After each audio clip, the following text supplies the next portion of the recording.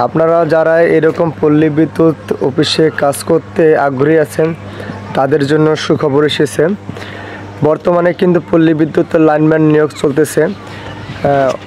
সারা বাংলাদেশে আর কি লাইনম্যান নিয়োগ চলতেছে। যারা এই লাইনম্যান চাকরি, এই বিদ্যুৎ অফিসে চাকরি করতে আগ্রহী অবশ্যই আপনারা যোগাযোগ করুন।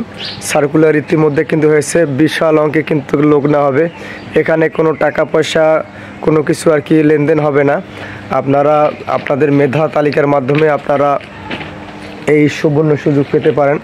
এরকম পল্লী বিদ্যুৎ অফিসে আপনারা ডিউটি আর কি করতে পারেন। 2016 অনুযায়ী বেতন আর কি ধরবে 16,000 আর কি 600 টাকা বেতন আসবে। আপনার মাসে শেষে আর কি প্রায় 30,000 টাকার মতো প্রায় স্যালারি আর কি আপনি পাবেন। তো আপনারা এই সুবর্ণ সুযোগটি কখনো হাতছাড়া করবেন না। যারা পল্লী বিদ্যুৎ অফিসে চাকরি করতে চান তারা দ্রুত আর কি যোগাযোগ করুন।